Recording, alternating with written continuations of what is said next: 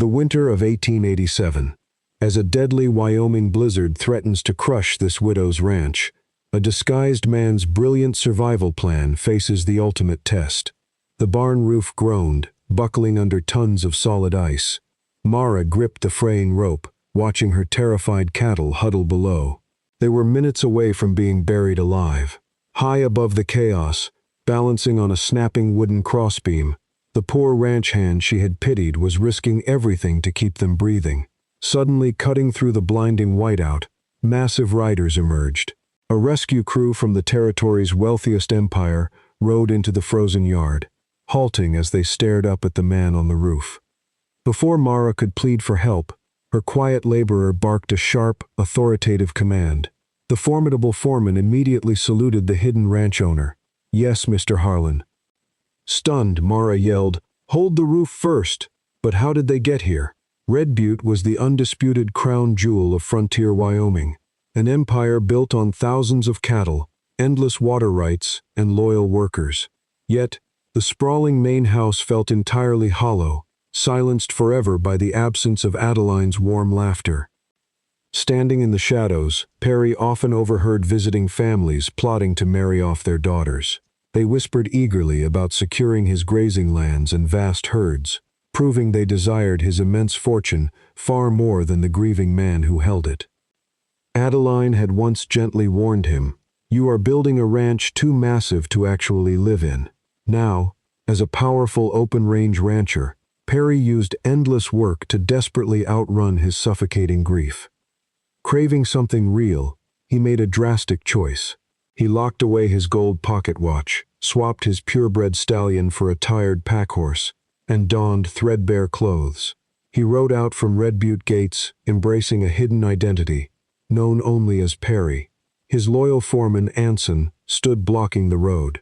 "Poverty isn't a garment you can just put on and take off," Anson warned, secretly sewing a gold coin into the saddlebag. "Hiding the truth steals other people's right to choose." Perry promised to send word before the new year. Perry's first lie wasn't his name. It was the belief that poverty could be borrowed, tested, and returned like a winter coat, planting the seeds for profound trust and betrayal. Stripped of his name, Perry became a ghost. Foreman abruptly rejected him. His hands were too clean, he lacked a guarantor, and merchants denied him credit. Nobody believed this vagabond possessed any real cattle experience. The brutal reality of frontier survival hit during a freezing rainstorm. His packhorse slipped on a treacherous mudslick, dragging him down. Pain exploded as his shoulder dislocated, and his ankle twisted sharply. Lying in the mud, his soaked, threadbare clothes rapidly began freezing solid against his trembling skin. A heavy salt wagon lumbered past.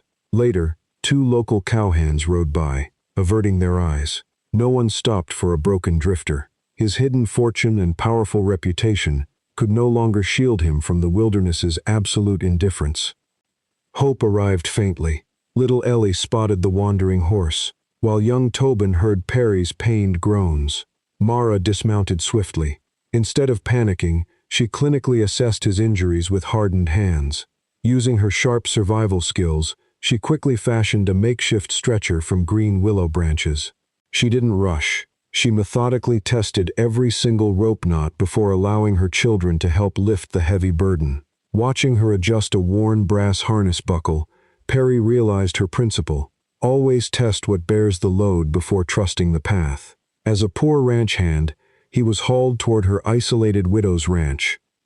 Aunt Agnes swiftly reset his dislocated shoulder with a sickening pop. Placed near the stove's warmth, Perry watched silently as the family cooked their hoarded Christmas meat to make him a restorative broth. Smelling the precious stew, young Tobin innocently whispered, "Will the stranger pay us back?" Their charity did not mean foolishness. That night, Ellie deliberately slipped the storehouse key beneath her pillow.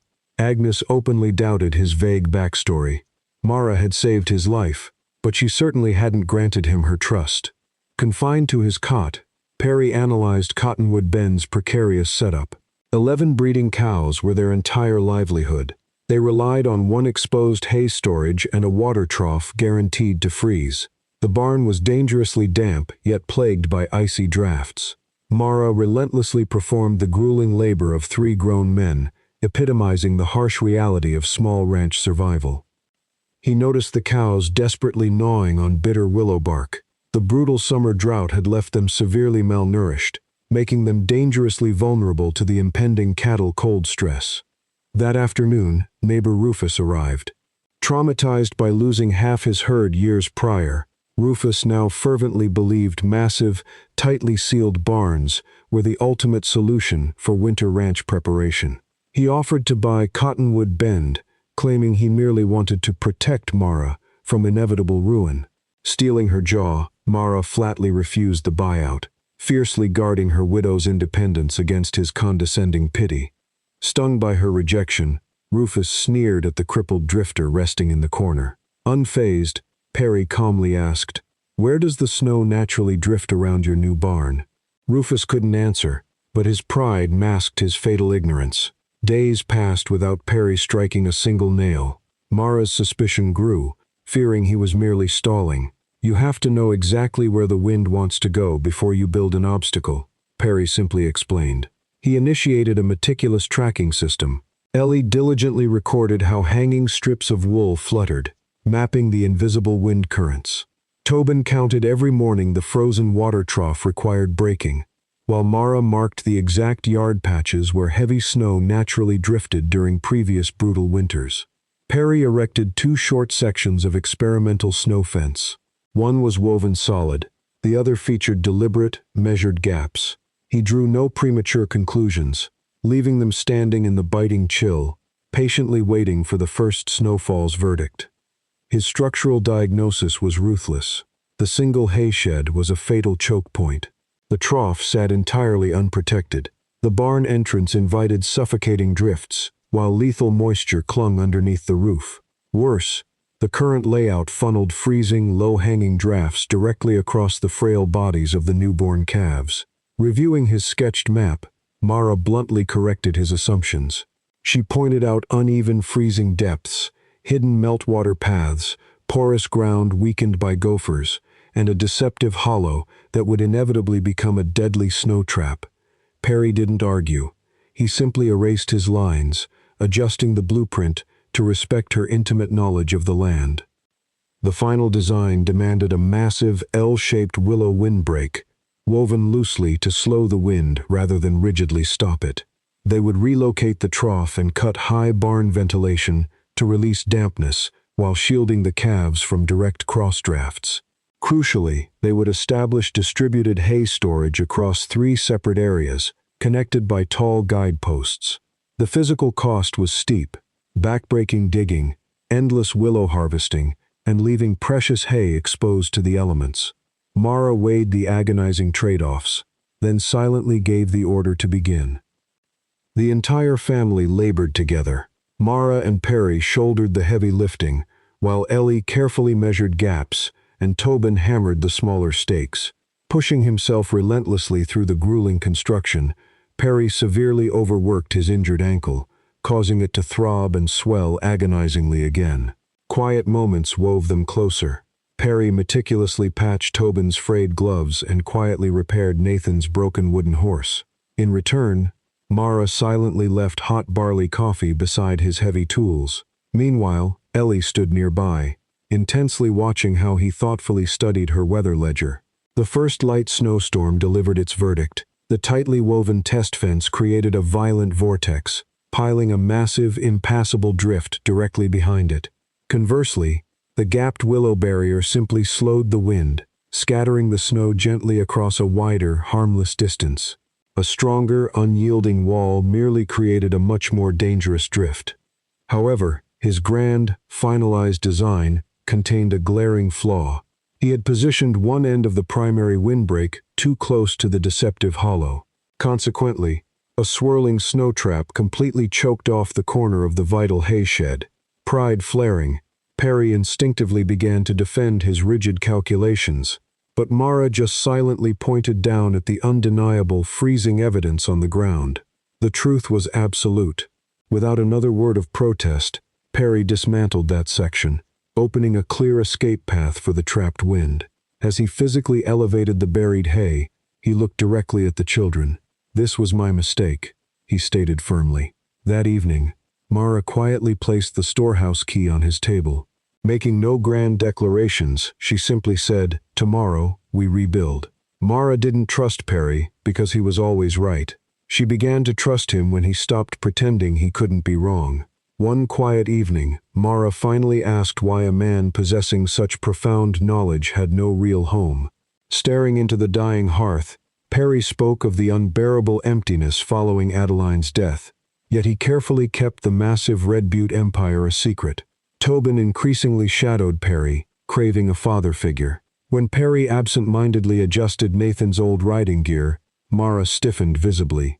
Reading her painful apprehension, Perry immediately stepped back, murmuring gently, "I didn't come here to erase anyone's memory, Mara."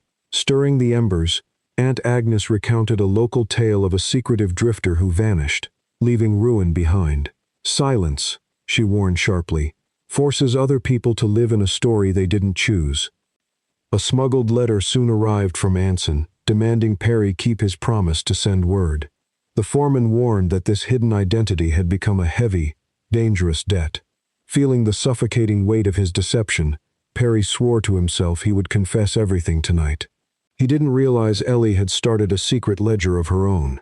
She quietly cataloged his advanced accounting skills, the mysterious writer Anson, and his authoritative tone. She wasn't accusing him. She was meticulously gathering evidence of impending trust and betrayal. Disaster struck at the mercantile. Ezra mercilessly cut their credit. No more salt, oil, nails, or flour. Reflexively, Perry stated he could easily arrange provisions. Ellie stared at his ragged coat, asking pointedly, "With whose money?" Before Perry could answer, a warm Chinook wind swept the valley. Snow melted rapidly. Townspeople mocked the earlier panic, and Rufus smugly halted his barn preparations. However, the deceitful Thaw sent streams of meltwater secretly pooling into the low hollows.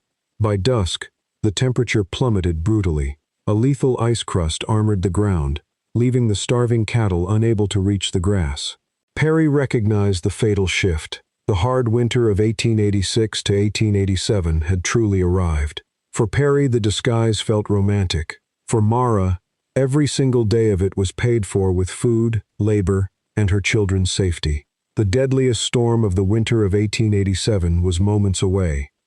Before Perry could confess, the ferocious Wyoming blizzard struck.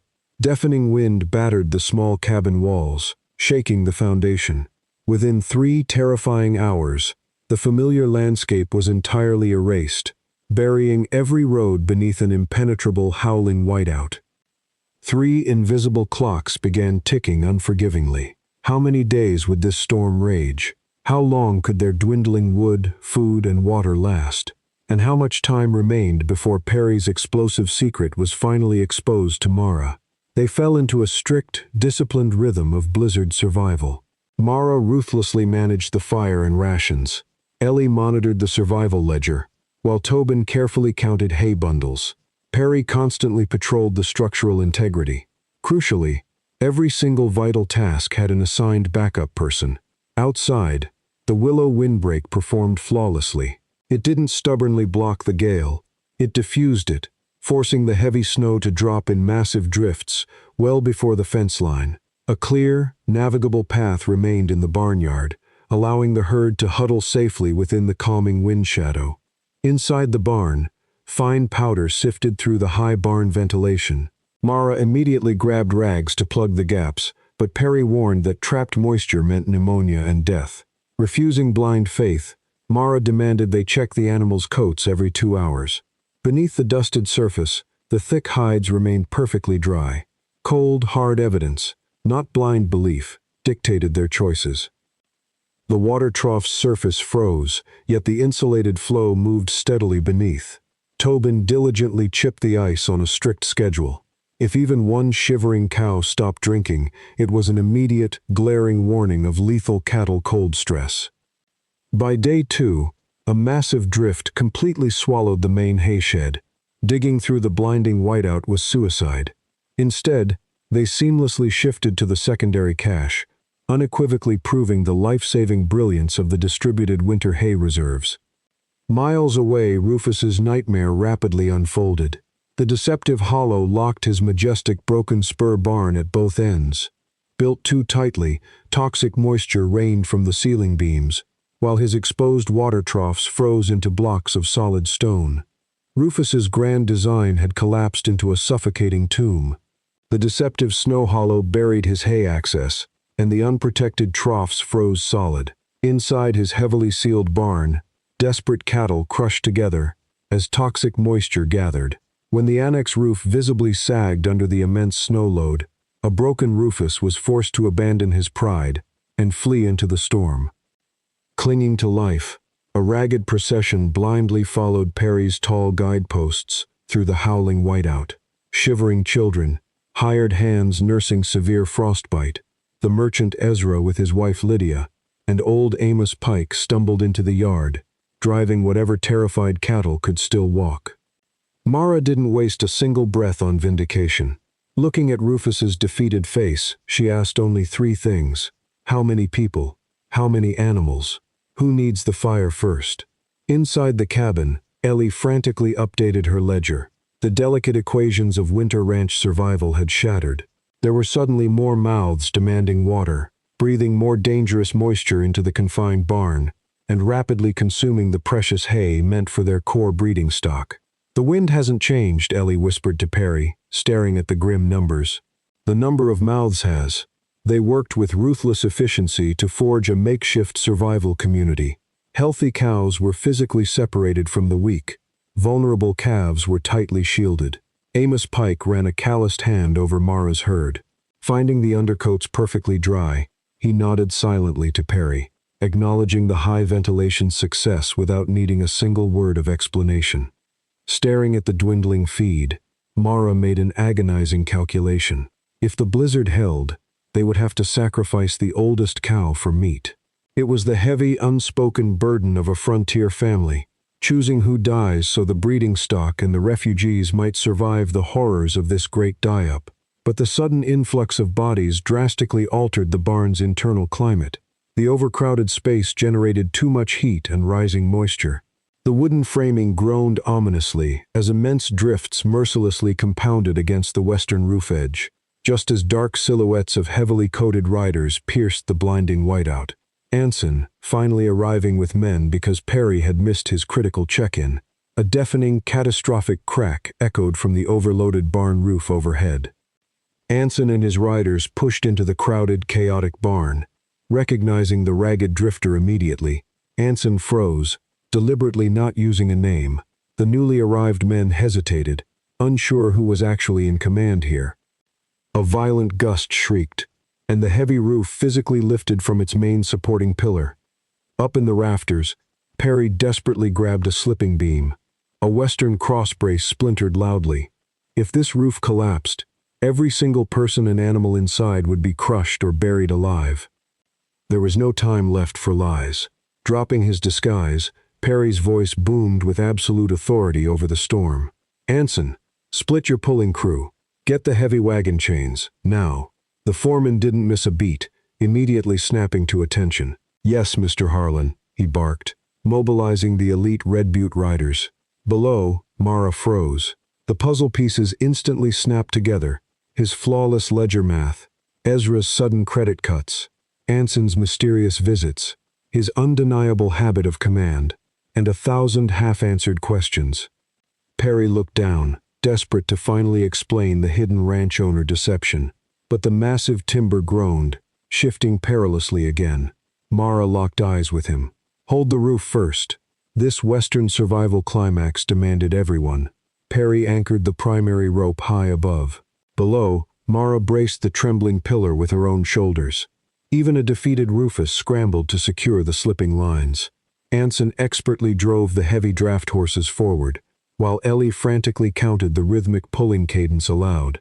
Tobin rushed spare tools to the men, and Amos dragged the frostbitten refugees clear of the danger zone. The desperate system held only because every single rival fought together. The thick chains snapped agonizingly taut. The massive wooden pillars held firm. Slowly, the groaning timber stopped shifting, settling safely back onto its foundation. There were no triumphant cheers, only the howling wind. His immense wealth had summoned the rescue riders, but his identity revealed didn't save the roof. Only their shared, bleeding trust accomplished that. In the freezing dark, a newborn calf suddenly collapsed. Perry and Tobin swiftly dragged its limp body into the cabin's makeshift warming room. Mara immediately scrubbed its shivering hide with coarse sacks, while Ellie carefully timed its struggling breaths. Though Perry and Mara worked seamlessly side by side to revive it, a heavy, unspoken silence hung between them. Outside, the crucial path to the secondary hay cache was dangerously narrowing under fresh, violent drifts. Without waiting to be asked, Rufus wordlessly grabbed a heavy spade, humbly following Perry's shouted instructions to clear the trench. Beyond the barnyard, the Willow Windbreak groaned under the immense strain. The wooden stakes leaned severely, and the woven branches bowed deeply, but they did not snap. The snow continued piling massively in front, preserving the vital walkway safely behind it. Hours before dawn, the howling wind abruptly died. There was no triumphant cheering. In the sudden, deafening quiet, the only sounds were cattle methodically chewing hay, meltwater dripping slowly from the rafters, and the rescued calf taking steady breaths. The gray dawn revealed the storm's brutal verdict. They had lost a section of the annex roof and precious feed, but miraculously, no one had died. Mara's core breeding stock survived. Even Rufus's crippled broken spur could eventually be rebuilt. Staring at the massive defensive drifts, Rufus finally understood. "I built rigid walls to fight the wind," he muttered. "You just showed it where to leave the snow." From the cabin doorway, Mara looked at the ragged drifter who had saved them. "Thank you, Mr. Harlan." In the quiet aftermath, Perry finally stripped away the remaining lies. He confessed to the vast Red Butte empire, the crippling grief over his late wife Adeline, that drove him to play the destitute drifter, Anson's secret watch, his cowardly delays, and the genuine, deep affection he had grown to feel for her family. Mara listened, her face unreadable. "You were never truly poor, Perry," she said softly. "You were just temporarily away from your money. You always had men looking for you, and a grand house to return to. My family never had that luxury. We survive without a safety net." The true betrayal, she explained, wasn't his hidden wealth. It was that he had dared to test her. By withholding critical information, he had forced a widow and her children to gamble their very lives, and their precarious independence, on a stranger they weren't allowed to fully know. He had stolen her right to choose. Perry offered no defense. He didn't leverage his heroics during the storm, offer his vast fortune, beg for immediate forgiveness, or make grand, empty promises to fix everything. He simply absorbed her agonizing truth. Reaching into his pocket, he silently placed the heavy storehouse key on the table. He lingered for a heartbeat, his eyes resting on Nathan's mended wooden horse, before walking out into the freezing expanse toward Red Butte alone. Mara did not call him back. Nearly a year passed. Perry sent no money, no lavish provisions, and no apologies wrapped in wealth. He adamantly refused to turn Mara into a debtor, knowing true redemption could never buy forgiveness. Instead, he fundamentally transformed the valley, forging genuine community resilience. Tall guideposts and stocked way stations now protected travelers across the plains. Distributed hay caches became the regional standard, and Perry relentlessly trained neighboring foremen on proper barn ventilation. Recognizing her brilliant mind, he hired Ellie to officially manage the cooperative's bookkeeping. Adeline's abandoned schoolhouse finally reopened. Humbled by the freeze, Rufus rebuilt a smarter, safer Broken Spur, while Ezra established fair, equal credit lines for every frontier family, regardless of their herd size. Perry claimed no singular glory.